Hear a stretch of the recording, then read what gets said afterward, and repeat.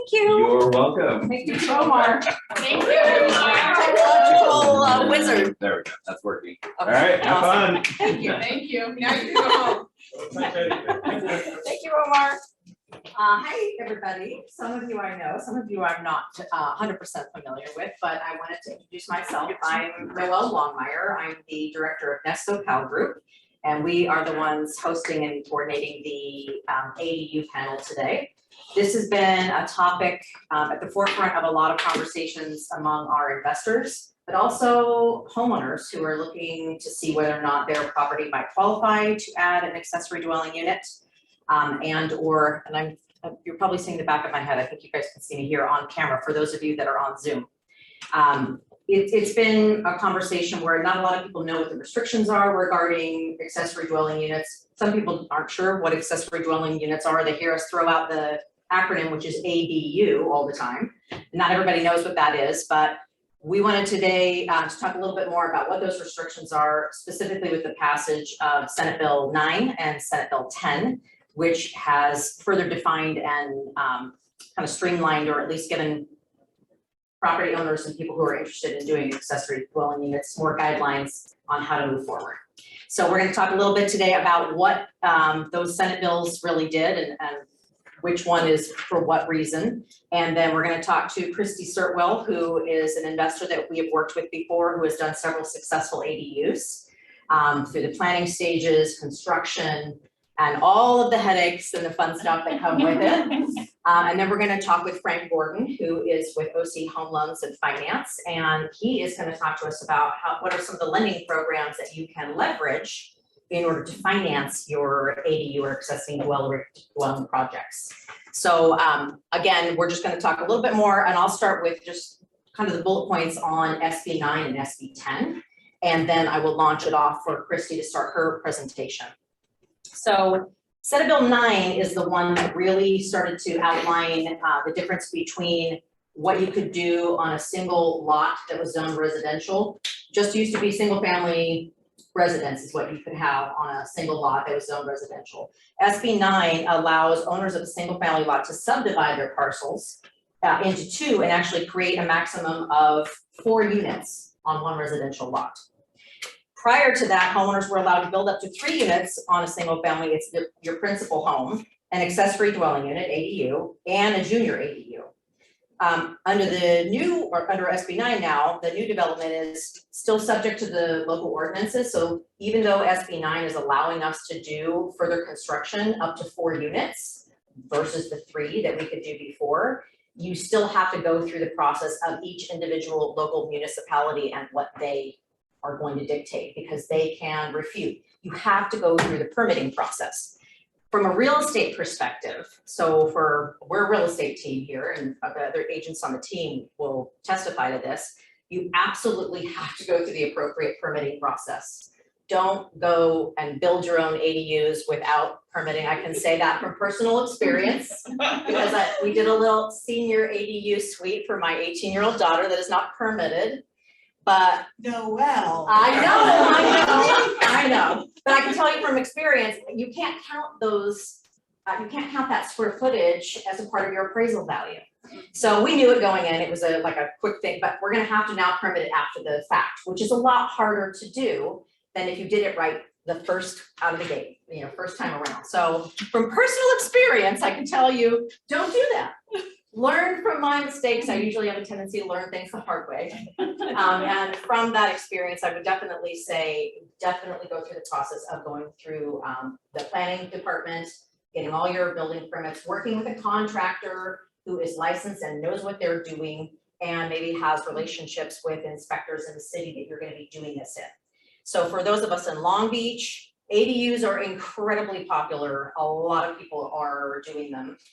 In LA, it's very popular because of the development opportunities, and that takes us to SB 10. We'll get to that point. But in certain other cities, they're not as familiar and more restrictive about how the process works. We have some people with us from Glendale that are on our Zoom tonight, and we have an agent that specializes in Glendale, and the process there is a lot more difficult. Like, it sometimes takes up to a year or more to get plans approved. So if this is something that you're thinking about doing, you definitely want to do it sooner than later. If you're gonna start the process, get it done quickly. With SB 9, there are certain restrictions that are prohibited, and this is on that little handout that Kelly just passed around to you. So for the room additions and limitations and exemptions, and I'm sure Chrissy will talk a little bit more about some of these, but it has placed restrictions to prevent the displacement of existing tenants. So if you have tenants, it's to ensure that the design of any new unit is consistent with other buildings in the neighborhood. A unit that a tenant has occupied during the last 3 years cannot be demolished. So you can't just level something in order to build an ADU if there's a tenant on the existing property. Short-term rentals may not be offered on the units that are constructed during the last 3 years. Anyone who wants to divide their property into 2 lots is required to live in one of the units for at least 3 years. That's a huge restriction. The parcel to be split under SB 9 must be a minimum of 2,400 square feet in size. That usually covers a majority of the properties, you know, that I've seen as far as the 2,400 square feet, but there are some smaller lots where you just, like if you're in certain areas of Long Beach, the lots are about that 2,400. If you go down to like Belmont Shore, Belmont Heights, some of the more coastal areas, they have very small lot sizes. And so they're just not candidates for that. Each subdivided lot has to be at least 1,200 square feet in size and should be no less than 40% of the original size of the parcel. And a side and rear setback of the unit can be up to 4 feet. That's what a lot of people forget. Setbacks are from the property line to where the construction of the building itself is going to be, or the improvement. Areas that are exempt is a big deal from requirements of the bill include local historic districts, fault zones, high fire severity zones, areas prone to flooding. So again, like anything in the flood zone here in Long Beach, which is going to be a large part of Belmont Heights, the peninsula, some of those areas are significantly affected. And then farms and wetlands. So like more into like Bolsa Chica and the areas of Huntington Beach, anything around that backs up to the wetlands up there, those things might be impacted by that. So there's restrictions to take into consideration. The second Senate bill was Senate Bill number 10. This is a big deal because it changes the game from 4 units maximum on a property to up to 10 units on a single property. But 10 units is only allows the cities to change their zoning laws to allow a maximum only if they are located within half a mile from a mass transit area, like a bus terminal or a train line or low density urban infill neighborhoods. So this again is going to be more specific to areas of like downtown Long Beach, lots of areas of LA where you have lots of mass transit sites. So that's just the difference between the development in high impact areas where there's a lot of density versus what you're going to talk about with your run-of-the-mill single family residential zoning properties.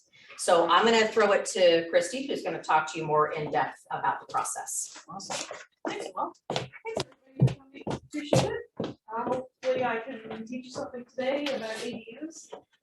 Right here. Just quickly, so I know who's sitting here, who here is a homeowner or knows a homeowner who wants, thinking about building an ADU? What about somebody who has an investment property and you want to build an ADU on an investment property? Okay. Realtors who want to know more about ADUs to educate their clients and themselves on the ADU process. We're doing it backwards, but yes.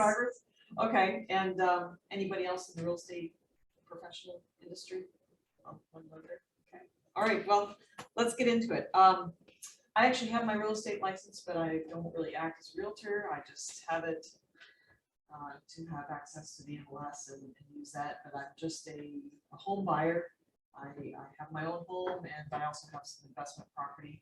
And when ADUs first came out, I thought, I couldn't even believe it actually. A zoned R1 property, single family, and now you can have a second unit on it. So it started in 2017, I think, but 2018 when I learned about it, I thought I need to. It's hard to make a single family house if you have it as a rental property cash flow unless you put 50% down. But when you bought that and then you could add an ADU for what it costs to build that ADU, and the additional cash flow you could get off that property, now it makes sense. So that's why I started looking at it. So that's sort of this is my agenda for today. I just want to basically get some of your questions answered about ADUs and share some of my experience. I've got 3 deal profiles in here as well. This is one of my teams, and we're standing in front of one of my ADUs. So I moved here from Canada to be an investor, to start a fix and flip, and I saw the TV show Flip That House, and I thought, oh, I could probably do that. I'm so naive. That's how I literally started. And then I came here, I'm like, what am I doing? But anyway, somehow I've managed to make a career out of it. So I bought about 250 houses, stupidly sold most of them, because when you are an investor and you're flipping a house, you make that money once. And then just like a real estate agent commission, you make the money. And where does the paycheck go? You know, you've got to think about setting up something for retirement for yourself, no matter what profession you're in, especially entrepreneurs, because somehow we have to have an income that pays us afterward. You know, I don't want to be flipping houses when I'm 95 years old. So I started thinking about, you know, how could I keep houses and make them cash flow? That's where the ADU thing came in.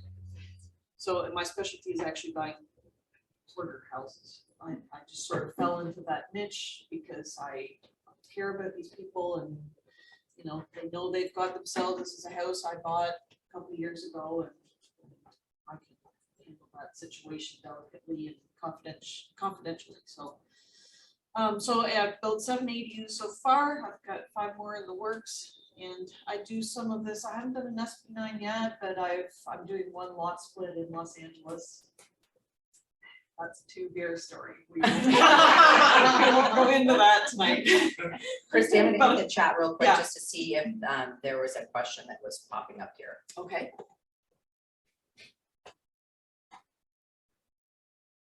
Try.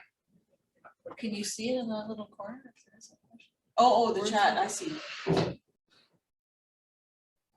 This is not a hoarding presentation, but I can't hear very well. Well, Talk louder. oh, the mic's over The here. mic's over there. Also, there's one up there. Well, am I gonna be in anybody's way if I just stand here? I think also someone just move the mic to that first table right there. The mic right there. It's the Chrissy, big blue thing right there. I know, but I'm afraid to touch it. And the cord isn't that long. Okay, how's the sound right now if I just stand That here? actually works well, I think. Is that okay? Yeah. Is that I okay? think they're People, responding. Let's people on see. the Zoom? Perfect. Perfect, okay, yay, okay. So here's a couple hoarding pictures, just so you know what I do for a living normally. You know, I can't even get into these properties. Oops. Oh geez. Can you click maybe on the screen to see if, oh. I'll just do it for you. I've taken away some. Oh, okay, there, it's working now. Sometimes you send it to Okay, us. good. Yeah. So let's get into ADUs. If your garage looks like this one on the left, you know, which everybody's does, drive around on the Saturday when people's garages are open and you can see how much junk everybody has. You could be turning that into a money-making machine. So why build? Everybody has different reasons. I wanted to have it for additional cash flow, but you may actually be thinking about housing additional family members. You know, they did call them granny suites at one time, probably for a reason. And in my opinion, this is actually something good that the government has done, is they're allowing these units to be built, which are affordable, you know, and they rent super fast right now. So if you do them tactfully and you don't just cram them in like investors tend to want to do, you know, it can be done right and it can be good for the housing market. And I put as a backup plan there, you know, in case we have another pandemic and, you know, you lose your job. Like, honestly, that's what I was thinking. You can move into your ADU, rent your main house for more income, you know, just have a backup plan. So here's some of the highlights, and don't worry, there's a lot of information here, but I do have lots of pictures too. The SB9, which you already talked about a little bit.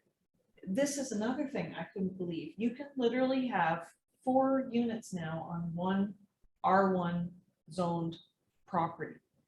And to test this theory out, see if it was actually true, I don't even know if I told you this, but I met with the planner in Lakewood on the yearling property, Mm. because I thought, so I bought this house, it was on a 5,000 square foot lot in Lakewood.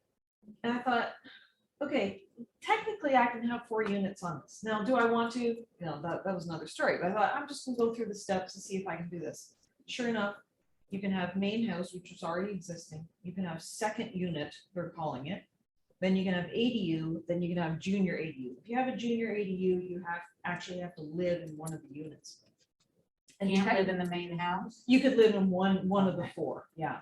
And in fact, even if you have main house, ADU, junior ADU, 3 units, you would still have to live in one of the 3. It used to be that if you had just main house and ADU, which was the rule a couple of years ago, you had to live in one, but now they've done away with that. So if you just have main house and ADU, you can actually rent both of those now. So anyway, I tested out, I penciled it out, I thought, okay, technically I could build 3 more units on this property. At the end of the day, it didn't make sense for a couple of reasons. First, if I want to have a 4-plex, I'll go down the street on Lakewood Boulevard and buy a 4-plex and save myself the construction headache of not doing it. Plus, it just didn't make sense in that particular neighborhood. You know, sometimes it makes sense to have 1 additional unit. It's a lower impact to that neighborhood. But to have 4 more units, you would have had extra cars on the street. It just would have been too much, and I didn't want to do that. But there's no, now I think you said there's a 2,500 square foot minimum size. 2,400 square foot lot 2,400, size. yeah. And it's city specific also. You can't just like build to every single square foot of that lot anyway. You have to allow for some green space, which is really important if you think about it. Even if you want to rent that space, even a tenant nowadays wants some outdoor space, you know, especially what we just went through after the last 2 years. So consider that when and I'll show you sort of what I've done for my landscaping. So let's see. So ADUs can actually be up to 1,200 square feet. I mean, can you believe that? That's a 3-bed, 2-bath. That's a house. That's a big, decent sized house. What's Bigger some than a lot of apartments are. houses in So Long Beach and Lakewood. now, again, city specific, go to each city and figure out what the rules are for that city. But most of them will allow up to 1,200, and this is a statewide thing. So you are allowed to have, if you want an ADU, you're gonna get one. Pretty sure. Is it limited to the backyard?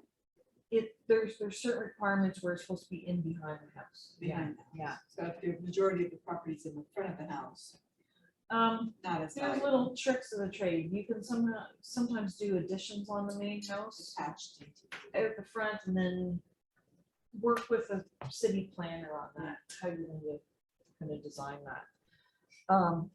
A junior ADU can be up to 500 square feet, and it has to be already existing. So for example, it has to be an attached garage, or it has to be, sometimes there's a master suite, like a master bedroom, bathroom at the back of the house. That could be converted to a junior. So you could just, you know, the door that leads into the main part of the house, you just section that off. Make sure there's an exterior access to that, and then put a little kitchenette in there, and that could be a junior ADU. So lots of things you can do. Question? What are the permitting costs? I mean, I don't know if you're gonna get into that I'll get later. into a little bit of Okay. that, yeah. So I guess, don't get bogged down with too much of this detail. If you really want to build an ADU, a lot of the cities have all this information on their website now. So you can download what their ADU requirements are, and start from there. And then if you already have a designer, and if you don't, I can help you with a referral for that. Just get somebody who knows what they're doing, because sometimes it's a lot just for you to take it all in, where a designer has already designed, you know, 10 of these in the city you want to build one in, so they have more information. There's government subsidies, even if you wanted to technically call it an affordable housing unit. It's sort of like a Section 8, but you can look into that from city to city. And if anybody wants to dip their toe into commercial, I haven't done this, but this is a strategy. You can convert, those walk-up apartments with the carports underneath. There's some investors that are converting those carports into ADUs. Because you can add a couple of ADUs on multifamily property. So just know there's all kinds of opportunity. So can I ask a question? Is the difference between the second unit ADU and the JADU in regards to a garage is on the JADU, the garage is attached, and on the second unit ADU, if the garage would be detached, that you could possibly convert it? Or how do they view a detached garage if you wanted to convert it? As long as, so for junior, there's more restrictions. So it has to be attached no matter what. Okay. So I did an attached garage, it was only attached by a breezeway, but they let me call that a junior ADU. But for ADU, it can be anything. It could be attached. You could still call that ADU. Okay. It could be a detached thing. It could be a unit above a garage. ADU, there's a little bit more flexibility with what you can do. It could even be like a modular type of construction. I always did mine stick built, but you could have it, where they make it in factory and then crane it in. I just never did that, but that could be an option. You still have to go through the same permitting and you still have to work with a contractor to get it on site and do all the hookups. But yeah, it could be any of those things. You can even have tiny homes, like, I don't know if you call that an ADU, but technically if it's a thing on wheels and you can put it on a cement pad and it's a permanent thing you can put in with hookups and everything, you can have that. I have a client that has one of those, a tiny house, and he built the RV pad Yeah. and then did the hookups and then drove a tiny home onto it, and now that's his ADU. But you still have to get a permit. Correct, Yes, yes. yes. Still have to go through all this. You're supposed to. And some of the cities, have templates for ADUs. Now that never worked for me either because that specific ADU has to fit exactly on the shape of your lot. If it does and you don't have to make any changes, great, use one of their templates because that'll speed up the permitting process. But if it doesn't fit exactly, you have to make one little change, then it's like you might as well start from scratch, design your own. The probably 5 of them that I did in 2018, there were more rules than there are now with needing to match the ADU to the main house. So for example, if the roofing on the main house was a certain type and it was stucco, then that's sort of what your ADU had to be. So now I think there's a little bit more flexibility with that, but anyway, that's the gist of it. So I've done studios, 1 bedrooms, 2 bedrooms. So to your question, some of the costs. So your soft costs are anything that you have to pay for up until you put the shovel in the ground. So right from the start, designing fees, you have to pay a fee just to submit it to the city, to have the planner look at it. School fees, I don't know, they just tag on a bunch of fees. It adds up to about 20,000. I've paid way more than that. I've paid way less than that. I would say probably on average, and the fees supposedly have come down a little bit. I would say just bank on 15 to 20,000 for an ADU, like a detached or attached to the back of the house. A garage conversion would be less. I would say maybe 10,000 for a garage conversion. For a So garage that's- conversion, you have to keep the existing dimensions of the garage as is. Yes, You cannot add any You- more you to the could. back or up above. You can add if you're doing ADU. If you're doing junior ADU, I believe that's to be within the existing footprint. Can you do an ADU and a junior ADU on top of garage, detached garage? I'm not sure which one you call which. Just keep in mind the junior has to be already existing. So So the probably down one, your downstairs. garage detached. could be considered the junior. Because an ADU can be up to 1,200 square feet, but it could be less. Yeah, yes. So yeah, that 15 to 20,000 would include even paying for permits. So your design, your city fees, all the way up till you pay a chunk of money to get the permit. Those are considered soft costs. Construction costs. Okay, this is all over, every time I do this, I have to look at this and I was getting quoted $1.40 square foot when I started in 2018. Oh, my.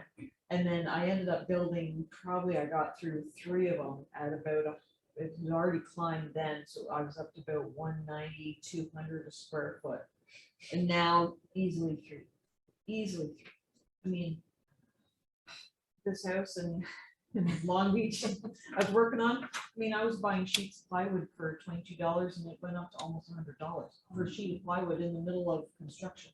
That wasn't an ADU, but something else. So it keeps kind of fluctuating all over the place. So just, I would try, if you want to build an ADU from scratch, just bank on, I would even go 325 to be on the safe side. So you're gonna do a 600 square foot, 1-bedroom ADU, do 600 times 325, that's gonna be a ballpark cost for your construction.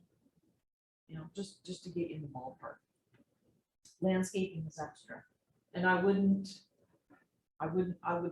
think through the landscape, because people want that outdoor space, and if you're living in the main house, you're gonna want your privacy maybe separate from the tenant in the ADU. So keep in mind some money to spend on that. Some cities are easy to work in those, don't worry about that. If you want to build an ADU, just know you can't. But some are gonna Take be you longer. easier, some are gonna take you longer. Okay, so this is where I've chosen to build mine. If you have any questions, you can ask me about any of those later. But again, like I said, they should all be online. You should be able to get the ADU rules on their website. If I was doing the math correctly, 300 a square foot by 500 is $150,000 plus the 20,000 in soft cost, so 170,000 to have 500 square feet of a garage as a living space. Ballpark. It's gonna take a long time to make that money back and, you know, become a cash flow positive. So my garages, I'm getting 2,000 a month for, and my 1-bedroom's 2,500. And how big are the garages? For 365 square feet. And you're getting Yeah, I'll go 2,000? into that. I'll go into that. Wow. I'll show you the rents. So this is where's the pointer? Is it this guy? So it's not pointer. It's not on the screen, it's on the wall. Was a second. It was a second ago. We lost it. Anyway, I wanted to show you this. I had my drone friend go up and take this shot. So this is the main house here. When I bought this was all like just a mess of overgrown shrubbery and everything else. But this is the ADU I built from scratch. This is the attached garage attached by a breezeway. See the breezeway there? So main house, ADU, junior ADU. I love the layout of this property because this has minimal impact on this single family zoned neighborhood. And every property has lots of cars anyway. I've only got maybe a couple extra cars on the street at any one time. So you park here, you don't even know these units are back in here. So you come down this walkway, you go in the main house, the door is here, the door is here, and the door is around the back. So I love the layout of this type of property for this type of thing. So here's another one I did. I put the ADU attached on the back of the garage. So this is in LA.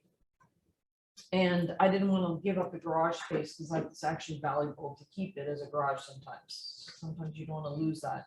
So I kept the garage. I put the ADU attached on the back of it. Give you an idea. Okay, so funding, I won't talk about this too much because we'll get to that next. But even if you have to borrow the money, I found that you can get this paid off in, I would say, 10 years. We'll talk about it more in detail afterwards. I've personally used cash, and then when I run out of cash, I use private investors. But you might want to do, and then I've done some refinancing too, but we'll help you with that afterwards if you are trying to figure out how to come up with the money for the project. So, okay, how am I doing on time? I'm going way over. I've got 3 case studies. I'll fly through these maybe a little Yeah, faster. let's tackle maybe two. Okay, this was a permitted rumpus room over a garage.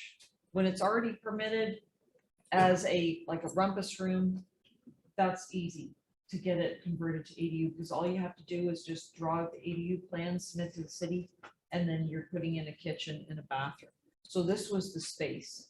When I walked up there, I'm like, yeah, they were just using this as extra living space. And so I bought this, I got the designer to draw this plan out of where the kitchen would go. I put the kitchen in, got it permitted, and I actually furnished this. So this is in Lake Arrowhead. You cannot short-term rent ADUs, okay? But you can do 30-day plus. So I do have this on Airbnb. I have it as 30 days or more.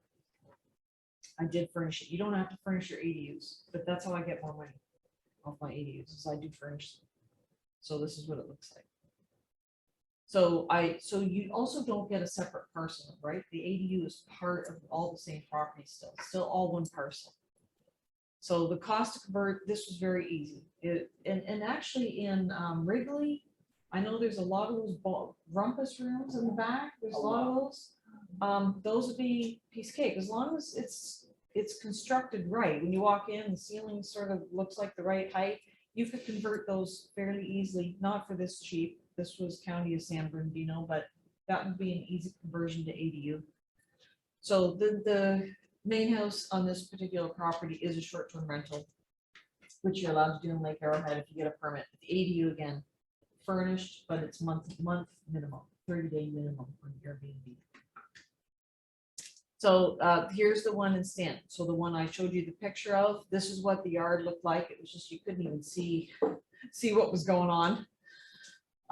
This was a design. This is one of my favorite designs. If anybody wants help with this design, I'm happy to show this to you in more detail. But if you can see it, I've got a kitchen and living area at the front. Okay, this is a hallway. It goes into a bathroom off the hallway, stackable laundry, and then the bedroom with a walk-in closet. The dimensions are 13 by 39. So it's a just over, I think that's 500 square feet, something like that. 500 square foot, one bedroom. And this rents for 2,500 furnished. What's the average dimensions of a garage, you know? 20 by 20. But back in the day, they made them smaller. Mhm. So the garage conversion would actually be like 350 square feet. So here's just the ADU coming together. It's hard to picture it. When you see this rectangle, you're like, how is this all going to fit in there? But then the walls start going up and you can see how it comes together. I love ADUs so much. I wrote a song about it when I first learned about ADUs. It's called ADU, I love you. I want to build 6 of you. I love you. You're going to cash flow too. That was the chorus. So, and I should have actually called this presentation how ADUs can save your butt during the pandemic. Because, man, cash flow, you know, people still need a place to live through all this. So it really helped me. So I actually lived in this one for a short time. These are my instruments. But I still rent it furnished again, month to month. I have tenants in there month to month now. So, and you can see, I'm sort of flipping through real quickly, but at the back, at the time, there was a 15-foot setback, and I'm glad of it now because I could create a private outdoor space off the bedroom, off those patio doors off the bedroom. So I would really put some time and thought. And that helps you command the higher rent too. Yeah, it's just a desirable thing for a tenant, you know? How long does it take to build approximately? Depends on your which contractor would we like to refer to in this case? Like just say to get all the way to permits will take you 4 to 6 months. Start construction, call it 6 to 8 months. So like a year. All a year. Just Is a little this, over a year.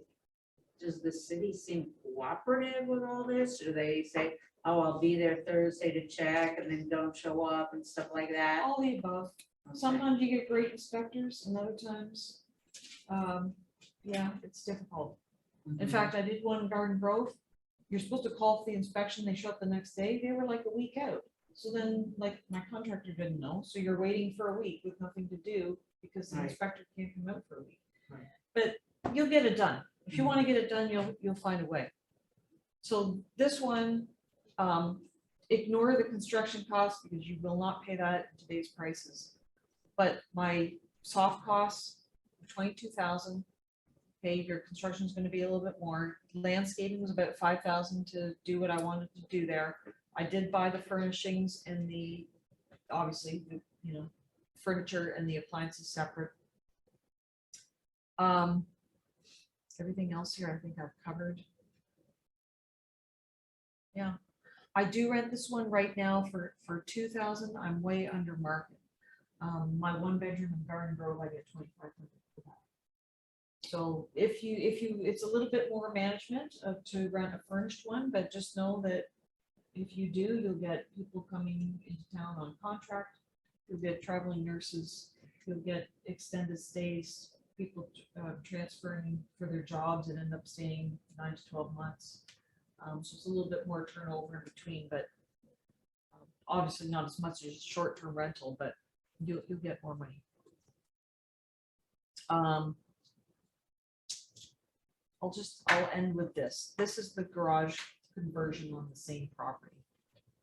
So the construction of a garage, you could get away with about 120,000. I think you could all pay that as well if you wanted to convert a garage. And then this will rent furnished for 2,000. So this is it here. You're actually the first group seeing these photos. I just finished this 2 weeks ago. So yeah, it's super cute. And this is 360 square feet. Where is this one? In Stanton. Is that the entire garage? Yeah. So the door is like, I'm standing at the door taking the picture. So that's on the left. And then panning towards the right, I always put the laundry in. Yeah, That's always a that's nice important. feature. A bathroom, I just do a shower. I didn't get a great picture of that. Here's a couple, like I don't put in a full-size stove. I just do the 2 burner. That's all you need. You don't need a dishwasher. A smaller sink, but a good size sink, but not the double sink. You don't need that. This is, Do you do that for cost purposes or for space? Because it looks like that's a pretty big space yeah, but no, for space. for Because if space. you put in a stove, it's just taking up too much room, and one or two people that's gonna rent this don't need that. Okay. They can get a little toaster oven or something. Yeah. This bed is from Breda Bed Company.com, something like this. So it doubles as a couch. You can either have it like that, or you can fold it down and have it as a bed. So I love that. It was supposed to go all the way over to here, but the extra work that the city made me do on the ceiling, now it didn't fit on that side because I wanted to be able to get out this side of the bed and this side, which it would have been better to have it lined up there. But anyway, a little detail that kind of bugs me, but I guess just think of that. I didn't realize the height of it. So it's got a closet. That's a closet. This is actually a closet space now. I built that out to have extra closet space. Mini split. Put these in your studios for sure. They are just very efficient. That's what it looks like. This piece goes on the wall on the inside for heat and air conditioning. And this is the unit that goes on the outside. Chat. What's the name of the bed again? I think it's spelled Breda Bed, Breda Bed. What's the cost of a mini split? I don't remember all the Oh, she details got of it. that. I got it. Yeah, so I think that's it. I have one more picture of this and then I think.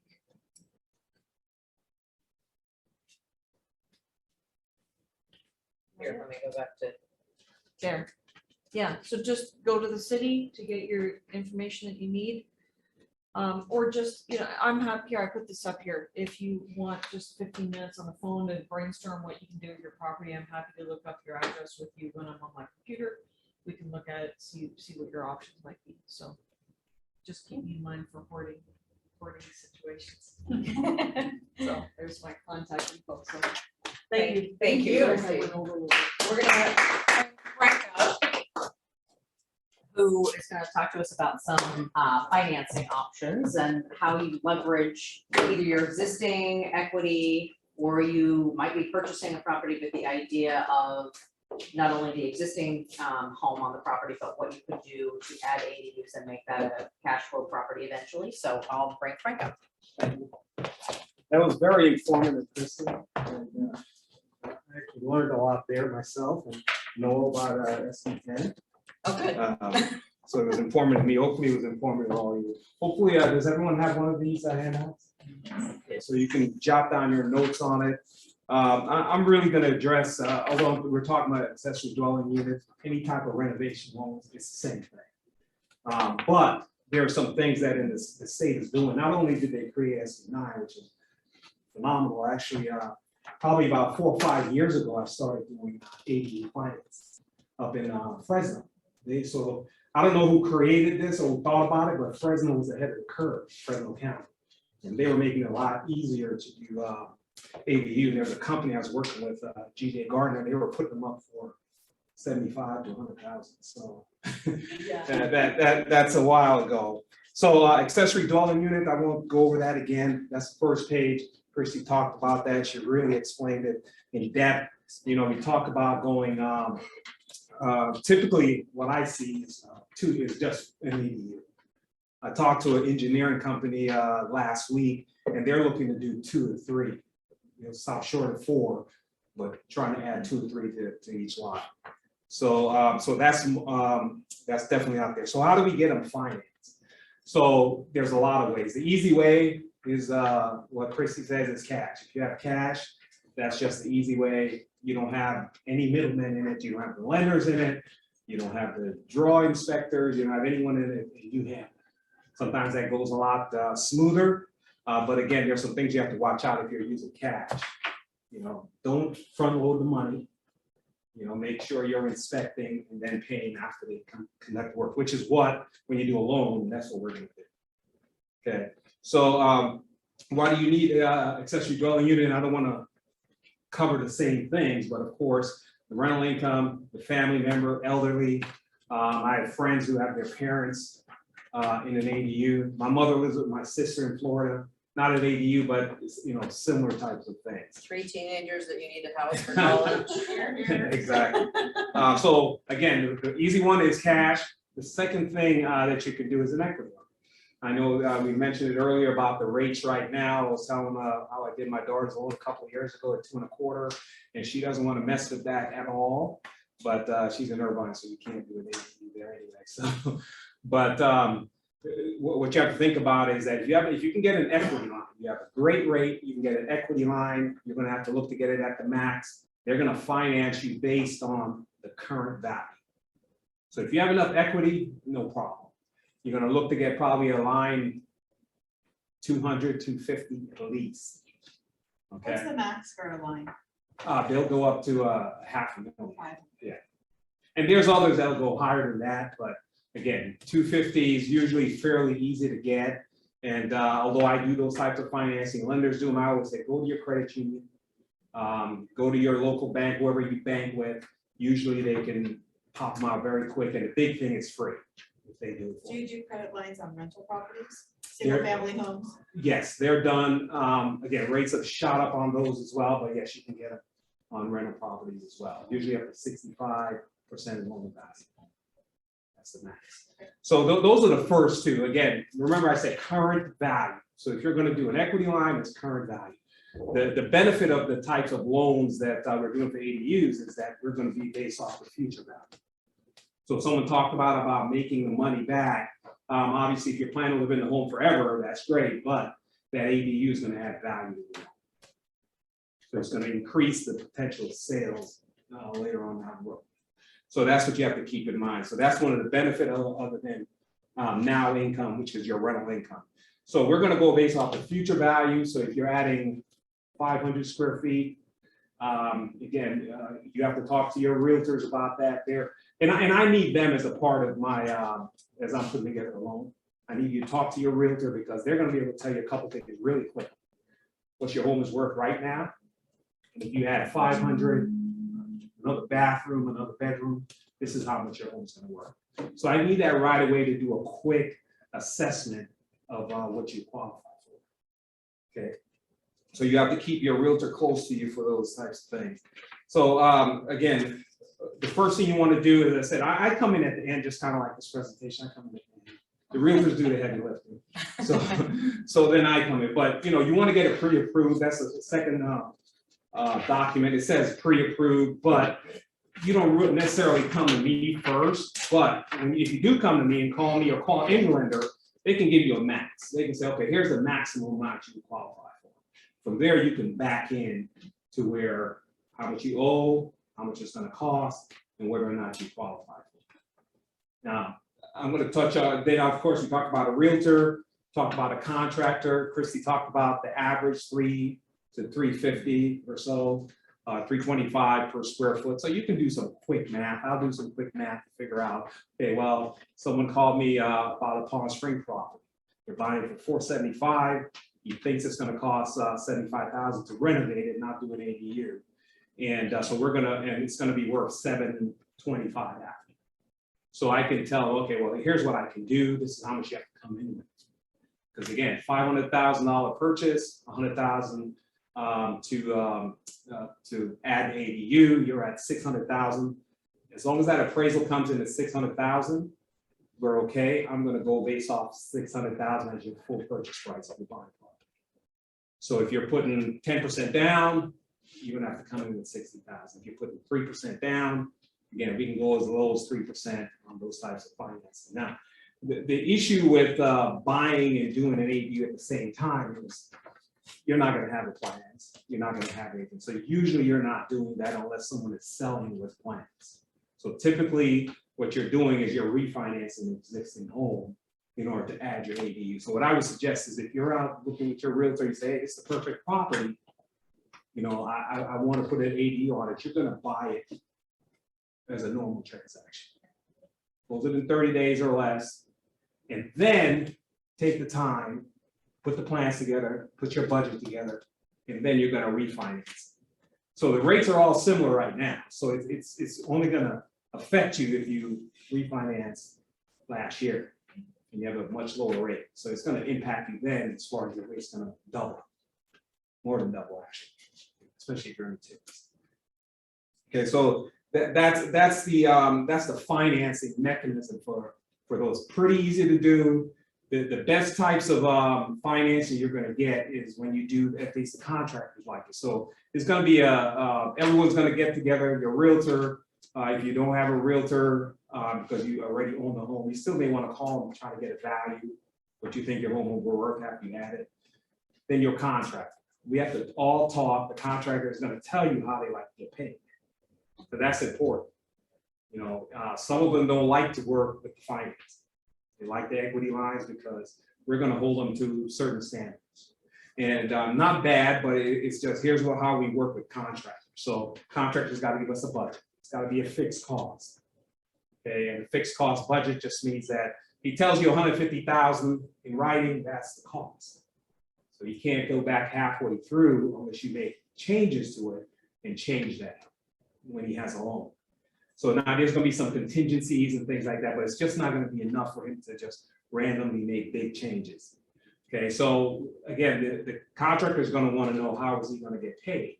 So the way these construction ADU loans work is there's two ways. One is you get 50% up front. So if it's $150,000, you're going to get $75,000 to the contractor upfront, and then once he's done at the end, he will get the other $75,000.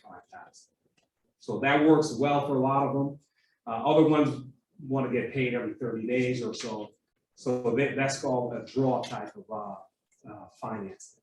So what will happen is they'll come in, they may get some at closing, maybe 10% of the budget. You know, again, you have a $100,000 budget, they're going to get $10,000 closing. After they lay the foundation, then they're going to get whatever that amount is. If that's $20,000, they'll get reimbursed from that. They don't just get reimbursed, it's that they fill out a form, you sign it, you agree that everything's done, we send out someone to inspect it. And then they get paid. A little bit slower there, you're talking about from when they're done When they get paid, you're probably talking 7 to 10 business days. So again, some contractors don't like that, but you know, if that's the only way to build that home, they'll do it. Okay. And so, and again, you continue that entire process until the home is done. And then once it's done, we send out again another appraiser, just to make sure that, again, everything's done, the permits, everything's signed off, and you have the certificate of occupancy. The other part, I'm gonna talk about some specific loans. So they have conventional loans, they have VA loans for veterans, and they have FHA loans. And the last page will kind of have the down payment requirement or the minimum investment or the minimum equity. But you know, with the home style, it's pretty easy. It's a conventional loan. Rates are probably running right now at 5.75, 30-year fixed. But again, on a regular purchase, you're probably at 5.25. So there is a difference, but it's not a big difference. Okay. So that you can do up to 3% down if you're purchasing a property with the home style. But again, it's very hard to do it on the purchase, but you'd be more likely to refinance. Then the next one is FHA, again, 3.5%. You know, I would prefer to do home style, but it's all about qualification. Whatever the client qualifies for is the program we're going to go to. And the reason I prefer to do home style is because the mortgage insurance is less. That's the biggest thing. So your payment's going to be less. But again, sometimes if the credit is not as good, first-time home buyer, you don't have a history, you'll have to do the FHA. Now, what's good with home style as well, you can do a second home. You can also do an investment property. So if you have an investment property, you're looking to buy investment property, you can do it up to 85% financing in investment property. So it may be a better option or just a good option as a hard money loan, which you're probably going to hit double digits on those right now. Easily. Okay, so over 10% on a hard money. So again, and that's typically, again, you're going to have to refinance the second time as well if you're keeping the home. So if you're doing an investment property on the home style, it's a 30-year fix. You can do 15-year fix as well, but it's usually a 30-year fix. So it's called a construction to permit. That means it's one loan, you pay interest only during construction over which you start paying the principal and interest. And again, owner occupied second home and investment you can do on the home style.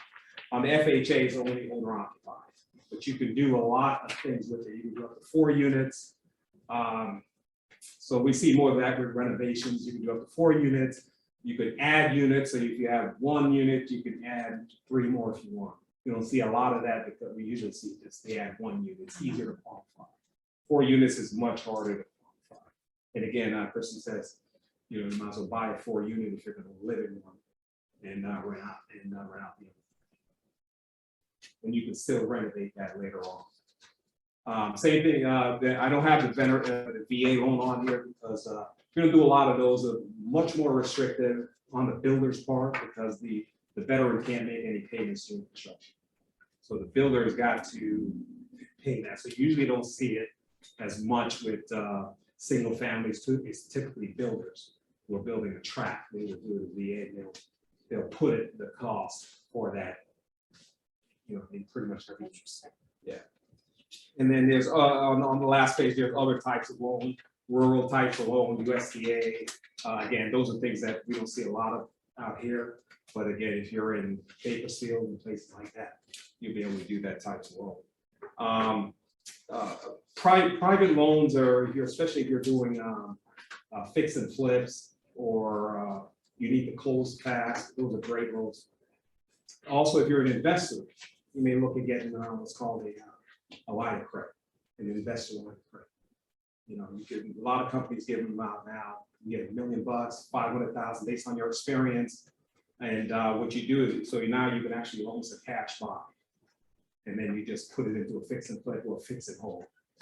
So there's companies, Finance of America has one program like that. And off the top of my head, but they have a very good program actually, Finance of America. Those are secured by real estate as well. Right? The line of credit, no, it's a line of credit to you, So maybe- correct. But then once you find the property, then they Then secure it they onto the secure it. property. But you've already, the benefit is that you've already pre-qualified. You're already fully underwritten, fully qualified. They tell you, okay, you have a line of 500,000. You then are gonna go out and buy a property, let's say 10% down. Covers your cost to do the renovation as long as you're under 75% of the future value. So you can actually cover all of your costs for construction with as little as 10%. And the more experience you get, you can go higher, but 10% is safe. And any of those investment programs, they usually like to see that you're with the primary. Because they're concerned that, hey, you're buying this as a business purpose loan. They don't really worry about all the trade and all the rules and stuff like that. And then all of a sudden you're gonna move into it and they got problems that way. So usually, Oh, when you're a primary home. yeah, they wanna see you live in a home that you actually own. Free and clear. It doesn't have to be Oh, it free. doesn't. Okay, when you say, oh, that's what I think. Yeah, no, it doesn't have to be. Any questions? Awesome. Thank you. Thank you very much. Thank you. And thank you to both of our speakers for volunteering to come and spend some time with us and provide such useful information. We did a recording of the Zoom today, so for our Zoom participants, we will make sure that you have all of the information for both Christy and Frank. I think Frank, that we didn't have his screen up on there for the Zoom, so we'll make sure that we, again, send that through. And then you've got the handouts here, but if you have any other questions, don't hesitate to reach out to us. We'll send you guys a copy of the Zoom recording if you registered online. Then we will already have your email address and we will take care of that. But for anyone who did not register online, just let me know and I will forward that recording to you so that you have the benefit of looking back at any of the questions that might pop up as you're going through the process. But you can reach out to any one of us if you do. So thank you for coming tonight. We appreciate you. Thank For both in person and Zoom. Have a good rest of your Tuesday.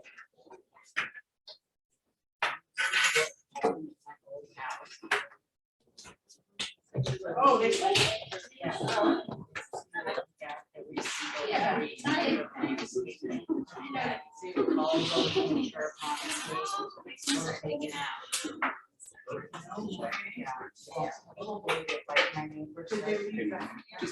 Just looked at the emails. Excited. Early on, I definitely just get that. Use that to actually look over. Take your time. Thank you. If everything looks good, just let me know if you have questions. Otherwise, I'll send it to you for DocuSign. So just look at it and then let me know and then I'll send it out. Appreciate it. Thank you. All right, thanks, Have a Kelly. good night. Bye, Kelly. I'll be in contact. Okay.